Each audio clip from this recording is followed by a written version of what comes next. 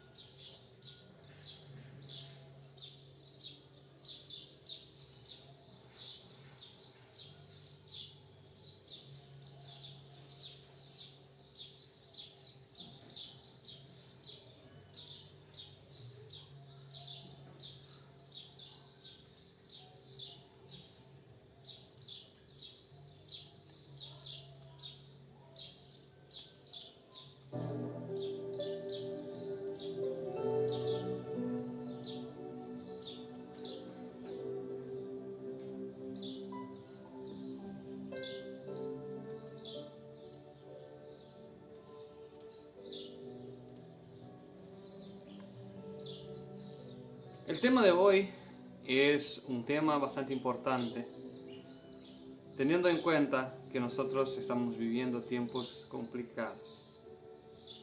Yo en realidad muchas veces cuando pido a Dios que me impresione en cuanto a qué mensaje transmitir, qué decir a su pueblo,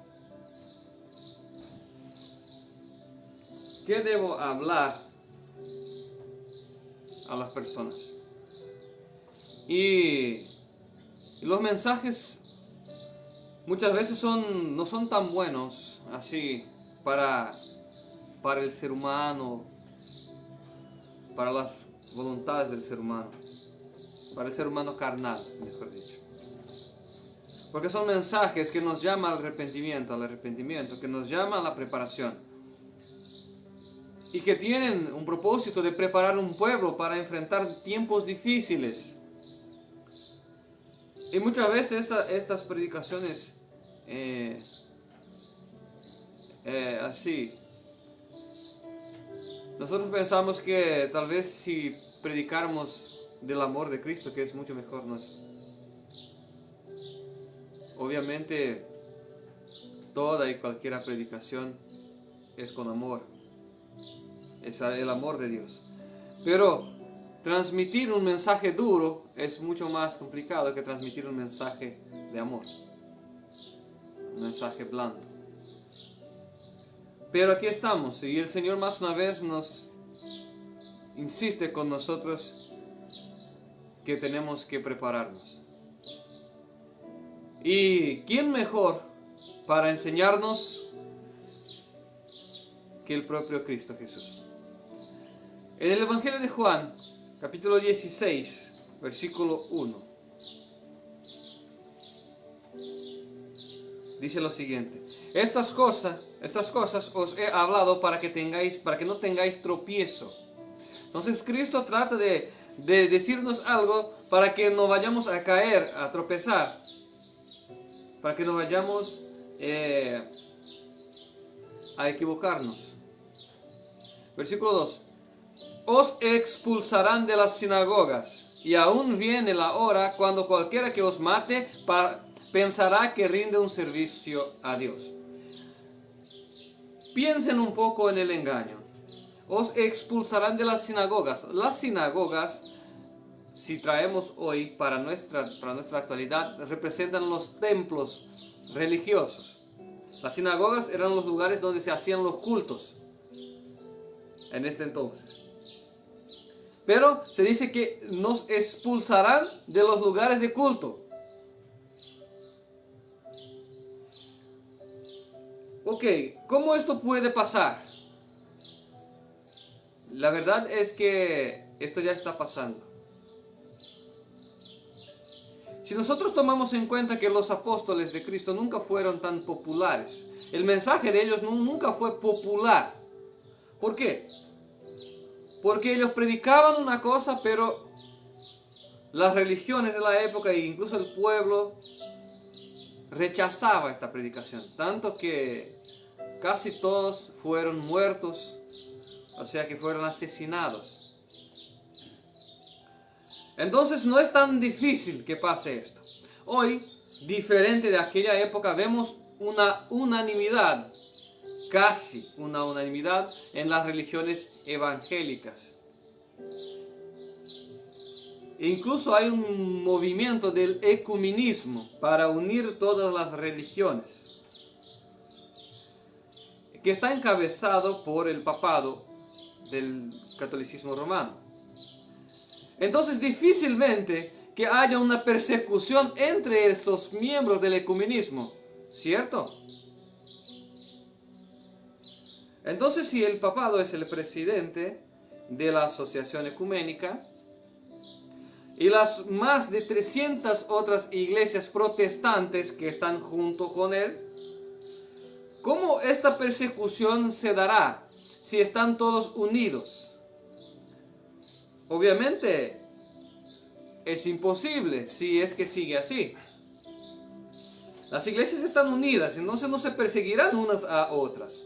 ¿Por qué? Porque son unánimes en un mismo mensaje, un mensaje blando, un mensaje que no tiene poder de salvar las vidas. Un mensaje de masajear el ego de los seres humanos. Un mensaje de bendición para quien no tiene derecho a bendición. ¿Cómo es esto? La Biblia es llena de promesas, promesas formidables. Y muchas veces nosotros vemos estas promesas siendo tiradas al viento por algunos predicadores, diciendo que Dios va a bendecir tu vida, porque Dios te protegerá, pero toda y cualquier promesa bíblica tiene en su contexto las reglas para alcanzar esta bendición.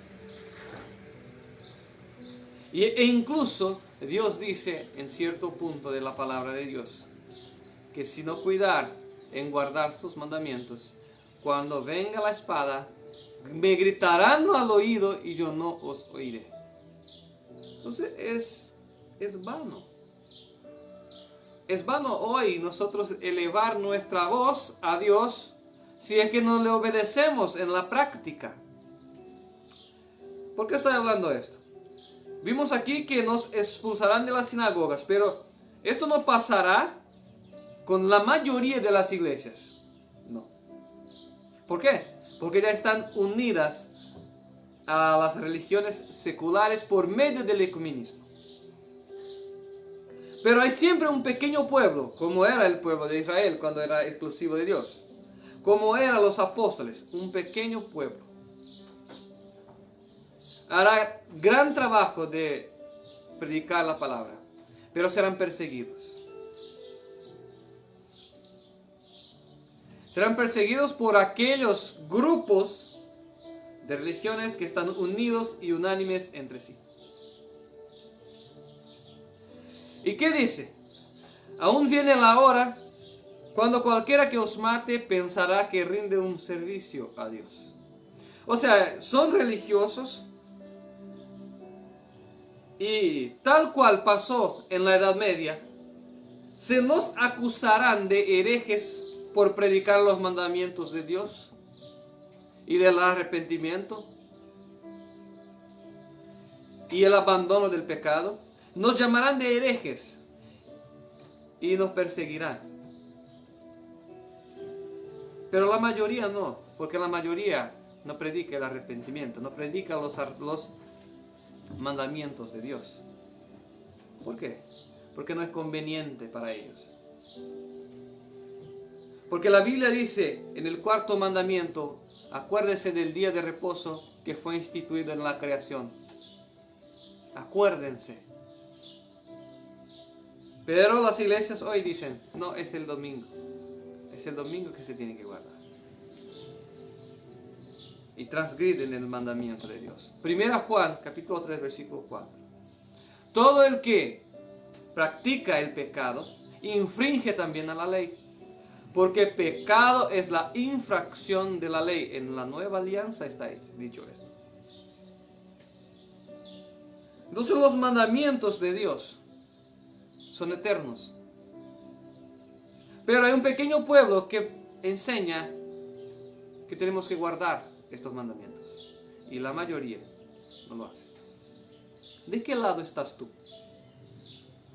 Acuérdese que en Apocalipsis 14, versículo 12 dice, aquí está la paciencia de los santos, los que guardan los mandamientos de Dios y la fe de Cristo Jesús. Ojo, guardar los mandamientos de Dios y tener la fe de Cristo Jesús no es lo mismo que decir yo creo en Cristo. No es lo mismo. Mantener la fe de Cristo es mantener la fe que Él tenía en nosotros. La fe que Cristo tenía, ponerla en nosotros. Obviamente esto se da únicamente por don de Dios, pero tenemos que pedir. Y con esta fe seremos capaces de obedecer los mandamientos. Entonces, ¿de qué lado estarás tú en el gran conflicto final? ¿De aquellos que expulsarán a los verdaderos creyentes de la iglesia? ¿O aquellos que escucharán la palabra de Dios y conferir, y van a conferir con la Biblia y decir, bueno, esto está correcto? Entonces vemos que llegará el tiempo en que las personas pensarán que estarán haciendo un servicio a Dios, prestando un culto o un tributo a Dios, persiguiéndonos. Pero la mayoría de los cristianos estarán en el lado equivocado de la historia. Sigamos. Y harán esto porque no conocen al Padre ni a mí. Mas os he dicho estas cosas para que cuando llegue la hora, os acordéis de que ya os lo había dicho. La obra del Espíritu Santo, esto no os los dije al principio porque yo estaba con vosotros. Ok. Harán esto porque no conocen al Padre. Quiero contarles una breve historia. Yo conocí a Cristo en una iglesia bautista. 15 años después, aproximadamente, descubrí que yo no conocía a mi Dios.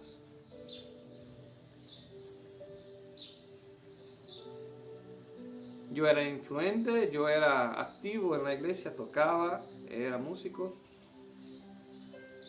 estudiaba, pero en uno de esos mis estudios encontré que algo estaba mal. Encontré que algo estaba mal. Y fui a buscar la respuesta en la palabra de Dios. Y adivine. Encontré que la Biblia estaba en disconformidad, o sea que la iglesia estaba en disconformidad con la Biblia. No estoy aquí condenando a los cristianos bautistas, ni a ninguna persona. Pero la institución ya no es más fiel a los principios bíblicos. Reconozco que hay personas sinceras dentro de esas iglesias que son consideradas por Dios pueblo suyo. Pero también estas tendrán que salir en algún momento. Pero les cuento que aún 15 años después de estar en el camino con el Señor, o próximo de 15 años, en el camino que yo creía ser el correcto, descubrí que no conocía a Dios. Y es lo mismo lo mismo está pasando hoy. Las personas van al culto, van a la iglesia, cantan, danzan, pero estudio de la palabra es poco. Comprender la palabra es poco. Y muchos piensan que estudiar la palabra es agarrar un libro del seminario y estudiar. No, esto no es estudiar, esto es decorar. Y usted estará decorando o memorizando algo que otra persona puso como verdad. Pero esta otra persona no estará en el juicio junto a ti cuando el Señor te pregunte cuáles fueron sus obras. El verdadero estudio de la palabra es orar a Dios, agarrar su Biblia y comparar pasaje con pasaje, texto con texto, para extraer la verdad bíblica. Porque solo tú y yo daremos cuenta de nuestra vida ante el juicio final, ante el tribunal celestial. Entonces, es obvio que tenemos que dejar de ser guiados por hombres y empezar a estudiar. Para que no seamos engañados y vayamos a conocer el Padre. ¿Y cómo es que conocemos a Dios? ¿Cómo vemos que conocemos a Dios? Abramos en 1 Juan, libro de 1 Juan, capítulo 4, versículo 4 en adelante.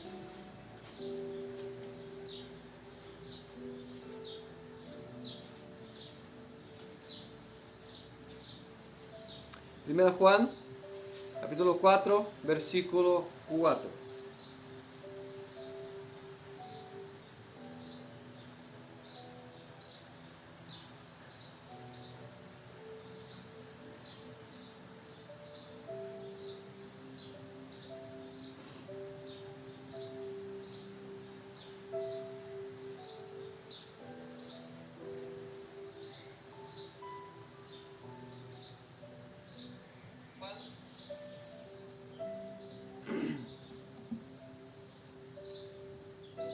Dice lo siguiente: hijitos, vosotros sois de Dios y los habéis vencido, porque mayor es el que está en vosotros que el que está en el mundo. Ellos son del mundo, por eso hablan del mundo, y el mundo los oye. Nosotros somos de Dios. El que conoce a Dios nos oye. El que no es de Dios no nos oye. En esto conocemos el espíritu de verdad y el espíritu del error. Amados, amémonos unos a otros, porque el amor es de Dios. Todo aquel que ama es nacido de Dios y conoce a Dios. El que no ama no ha conocido a Dios, porque Dios es amor. Amados, si Dios ha amado así, debemos también nosotros amarnos unos a otros. Nadie ha visto jamás a Dios. Si nos amamos unos a otros, Dios permanece en nosotros y su amor se ha perfeccionado en nosotros. Entonces, conocer a Dios es amar. Cristo dijo, los mayores mandamientos son amar a Dios sobre todas las cosas. Y Cristo no dio un mandamiento nuevo. Este mandamiento está en Deuteronomio 6:5. Y amar al prójimo. ¿Cuál es el concepto bíblico aplicado? El que me ama a mí guarda mis mandamientos. Es el concepto aplicado. Entonces, si amamos a Dios, tenemos que guardar sus mandamientos. Si no guardamos los mandamientos, no lo amamos. Es simple. Si nosotros no guardamos sus mandamientos, y quiero citar algunos de los mandamientos que son más infringidos en la actualidad. En primer lugar, el sábado, cuarto mandamiento. Segundo, el primer mandamiento, que dice que Dios es único. Pero la mayoría dice que son tres. Dios es el Padre. Jesús es el Hijo de Dios, nuestro Salvador. El Espíritu Santo no es una persona ni tampoco un Dios, sino que el poder de Dios, el poder de Cristo. Tercero, el tercer mandamiento, no tomarás el nombre del Señor tu Dios en vano. El decir mi Dios a cualquier cosa, por cualquier momento, por cualquier cosa, es pecado. No darás falso testimonio, la mentira es pecado. La Biblia dice que el que miente es hijo del diablo.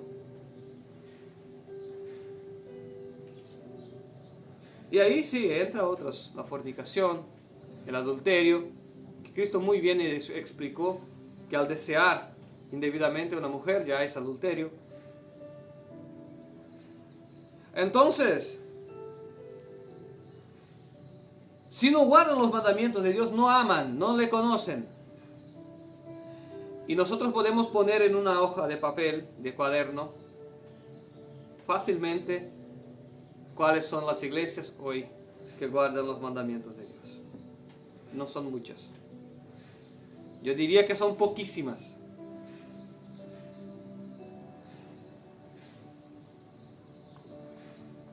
Volvemos a Juan 16 y sigamos leyendo. Entonces vimos que el que no ama, no guarda los mandamientos de Dios. O sea, que el no guarda los mandamientos de Dios no lo ama. Y el que no lo ama no conoce a Dios. Y el que no ama no conoce a Dios. Es muy simple.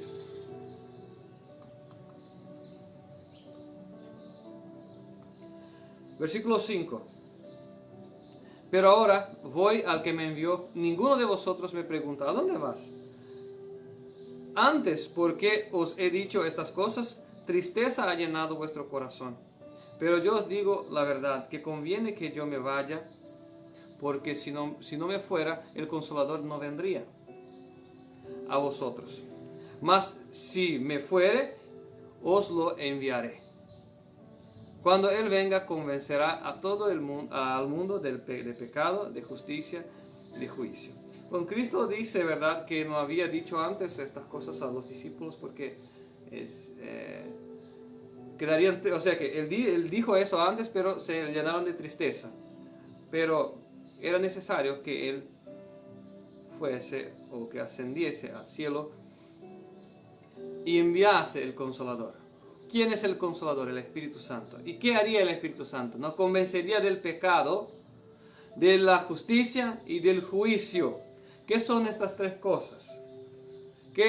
¿Cómo es que el Espíritu Santo nos convence del pecado? Podemos abrir nuestras Biblias en Romanos, capítulo 2, versículo 14.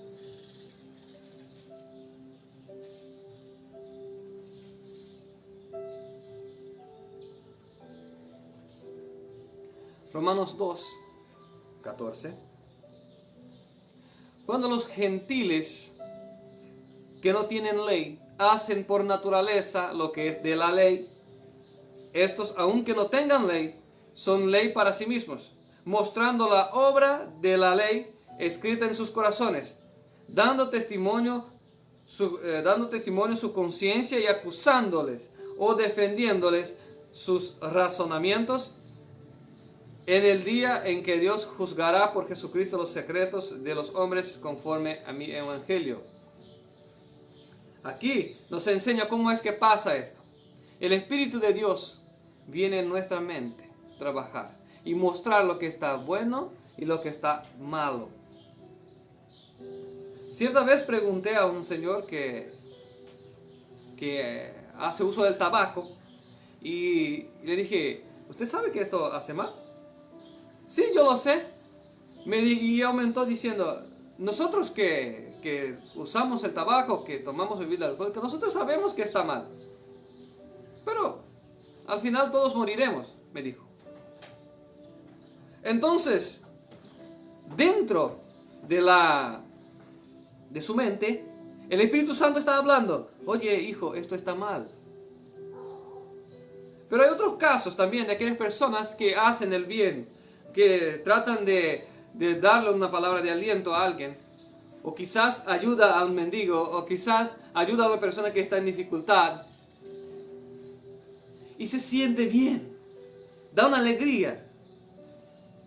Esto también representa que el Espíritu de Dios trabaja en su mente, diciéndole, ok, eso está bien, esto tienes que hacer. O cuando usted mira para dentro de sí mismo y mira a la palabra de Dios y ves que estás conforme a aquello que ya has aprendido, y da una alegría. También es la palabra, el Espíritu de Dios hablando en nuestras mentes, testificando la ley de Dios en nuestras mentes. Entonces, Cristo dará a los verdaderos cristianos el Espíritu para que los guíe. Entonces, hoy nadie tiene que estar engañado. Nadie necesita estar engañado en cuanto a lo que es correcto y en cuanto a lo que no es correcto. Porque la ley está escrita, pero también está escrita en nuestras mentes. Y el Espíritu está ahí para convencernos de lo bueno y también mostrarnos la maldad. ¿Qué más dice? Dice también que, versículo 9, de pecado, o sea que convencerá de pecado por cuanto no creen en mí. Ok. La Biblia dice que todo aquel que está en Cristo, apártese de la iniquidad, de la culpa, del pecado. Apártese. Entonces, el Espíritu nos convence del pecado por cuanto no creemos en Cristo. ¿Y cómo es que sucede esto? Yo creo en Cristo, aunque tenga pecados. La verdad es que aquellos que están conformados con su pecado, dicen con sus acciones que no creen en Cristo. Que Cristo no tiene poder de cambiarlos. Que Cristo no puede cambiarlos. Y esto no es verdad. Porque Cristo sí puede cambiar. Cristo puede traer de vuelta a la vida a alguien que murió, no puede cambiar a alguien que está vivo. Entonces, el Espíritu viene y dice, ok, estás mal, estás equivocado. Y empieza la pelea interna. Empieza la pelea interna de nuestra mente contra el Espíritu Santo de Dios. Tratando de convencernos que sí, que estamos bien, pero con nuestras acciones nosotros negamos nuestra fe en Cristo. La Biblia dice que la fe sin obras es nula, no sirve, no existe. Y dice más, versículo 10, de justicia, o sea que convencerá de la justicia, por cuanto voy al Padre y no me veréis más. ¿Qué quiere decir esto? Cristo cuando estaba en la tierra, sus discípulos lo seguían, vían sus buenas obras, aprendían de Él y eran guiados por Él. Pero cuando Él va al Padre, seríamos convencidos de la justicia. ¿Qué es justicia? Abramos nuestras Biblias en Salmos 119, 172. Para ser más claro y un poco más objetivo. ¿Qué es justicia para Dios? ¿Qué es ser justos?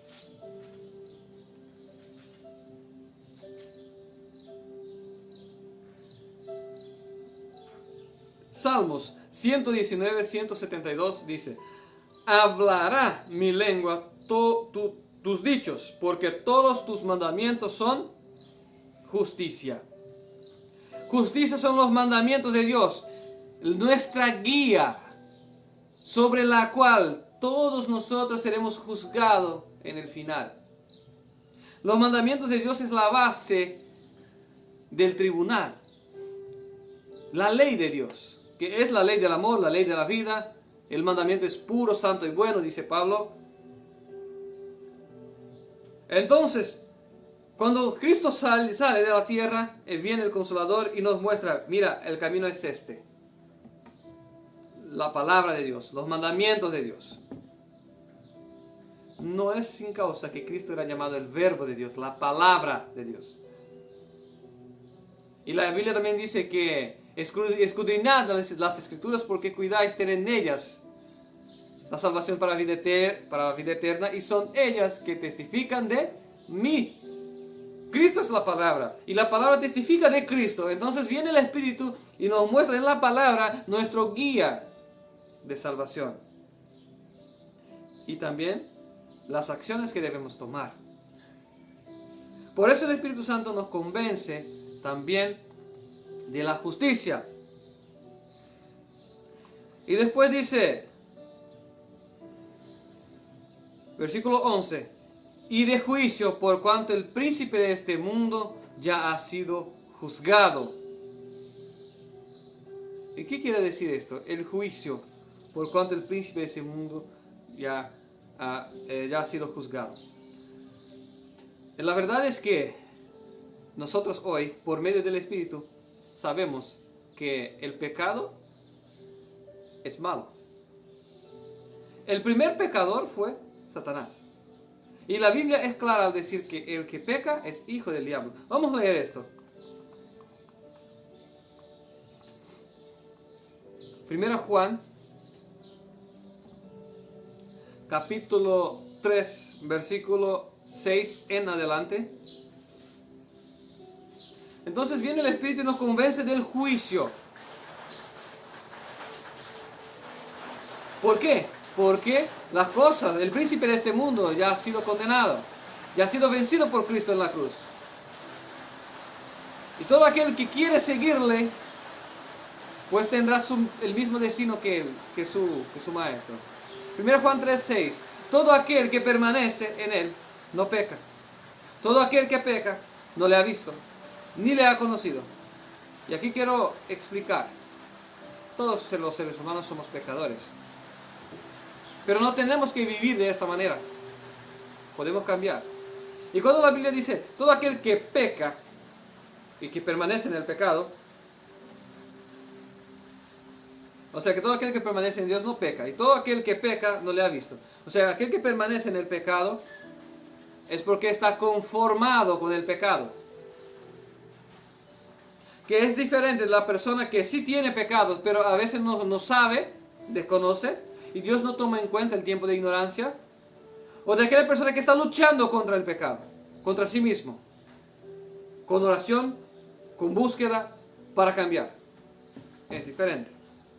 La persona que ya se conforma, no, pero nadie es perfecto, entonces, perfecto es solo Cristo. No es verdad. Tendremos que ser hallados perfectos, según nuestro conocimiento. Esto dice la Biblia. Según la ley de Dios, es imposible, porque es muy infinita y sublime. Pero según aquello que sabemos lo que es correcto hacer, hagamos y seremos perfectos delante de Dios. Entonces, el que está conformado con el pecado no conoce a Dios. Entonces, ¿qué es el pecado? infracción de la ley. Una vez que uno está conformado en transgredir la ley, en no guardar los mandamientos, pues no conoce a Dios. Versículo 7. Hijitos, nadie os engañe. El que hace justicia es justo, como él es justo. ¿Qué es justicia que vimos recién? Justicia son los mandamientos. El que guarda los mandamientos es justo, como Dios es justo y como Cristo guardó los mandamientos. Versículo 8. El que practica el pecado es del diablo, porque el diablo peca desde el principio. El que está conformado con el pecado, con la transgresión a la ley, es del diablo. Y el diablo ya está vencido. Y el Espíritu Santo viene a nuestra mente a convencernos, oye, diablo ya perdió. Cambia de vida. Para esto apareció el Hijo de Dios, para deshacer las obras del diablo. Todo aquel que es nacido de Dios no practica el pecado, porque la simiente de Dios permanece en él y no puede pecar porque es nacido de Dios. Entonces la persona que realmente quiere obedecer a Dios, cuando peca se siente mal y quiere sí o sí cambiar de actitud. Quiere sí o sí mejorar de vida.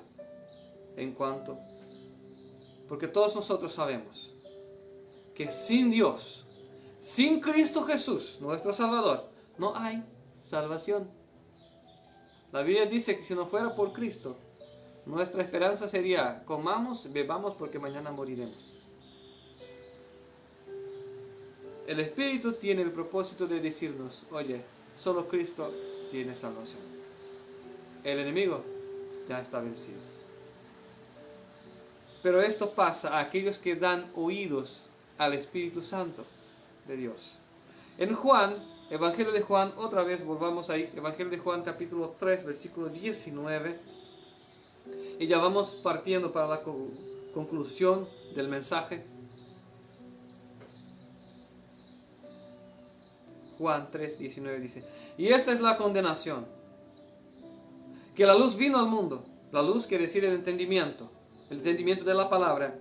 La luz vino al mundo y los hombres amaron más las tinieblas que la luz porque sus obras eran malas. Porque todo aquel que hace lo malo aborrece a la luz y no viene a la luz para que sus obras no sean reprendidas. Entonces aquel que no quiere someterse a la palabra de Dios no viene para la luz. Y no quiero decir con esto que son personas del mundo, son personas dentro de iglesias que están conformadas con su forma de doctrina que obviamente está equivocada y que sabe que está equivocado, pero permanece ahí. Y no viene para la luz porque no quiere ser reprendida. Hoy es mucho más conveniente seguir la mayoría. Pero esto llevará a muchos a la condenación. Versículo 21. Mas el que practica la verdad viene a la luz para que sea manifiesto que sus obras son hechas en Dios.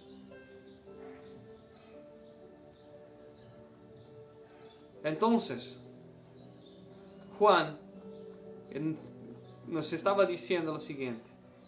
Vendrán tiempos en que perseguirán a los fieles de Cristo. Los fieles de Cristo son aquellos que son guiados por la verdad, que no practican el pecado y que tienen el Espíritu Santo en sus mentes para hacer la voluntad de Dios. Los verdaderos son aquellos que aman a Dios para guardar sus mandamientos. Pero hoy, infelizmente, la mayoría del protestantismo ya se unió otra vez al catolicismo. Y no se engañen, no serán ellos perseguidos. Serán aquellos que predican en contra de sus falsas doctrinas. ¿Y de qué lado tú estarás? Acuérdese que en Apocalipsis 14, versículo 12, dice lo siguiente. Aquí está la paciencia de los santos, los que guardan los mandamientos de Dios y la fe de Jesús. Busquemos guardar estos mandamientos. Busquemos andar en espíritu. Busquemos amar a Dios, guardar sus mandamientos, amar al prójimo. Busquemos la verdad. No conformémonos con el pecado, porque el pecado ya, o sea que Satanás, el padre del pecado, ya está caído. No hay vida, no hay esperanza en el mundo sin Cristo. Que Dios pueda abrir nuestros ojos en esta mañana, que Dios pueda también trabajar en tu vida y que Dios pueda alcanzar, llegar a tu corazón, para que haya un cambio y que seas un alma más a ser parte de la población celestial dentro de muy poco tiempo, y que no seas hallado dentro del grupo que va a perseguir a los verdaderos cristianos. Porque vemos aquí que quienes van a perseguir los verdaderos cristianos son aquellos que se dicen cristianos. Que Dios pueda bendecir tu vida. Y si quieres recibir oración, pues puede entrar en contacto con nosotros. Si quieres también, si tienes dudas, puedes preguntar. Si quieres hacer tu evangelismo en tu localidad, disponemos de algunos folletos que son gratuitos. Y usted puede estar llevando y haciendo tu evangelismo. Estamos en Santa Rita, Paraguay, Alto Paraná. Si estás por la región, puedes venir a llevar y son gratuitos. Si estás un poco más lejos, vas a pagar el envío únicamente, porque el ministerio es pequeño y no tiene capacidad para pagar los costos de los envíos también. Y si quieres recibir estudios bíblicos en tu casa, quieres recibir ayuda para comprender la palabra de Dios, si quieres aceptar a Cristo en tu vida, pues entre en contacto con nosotros. Será un placer poder ayudar. El número para contacto es 0984-982-526. Si estás fuera del país, tienes que poner el 595-984-982-526. Usted hablará directamente conmigo vía WhatsApp. Que Dios pueda bendecir tu vida y tu familia en el nombre de Cristo Jesús. Amén.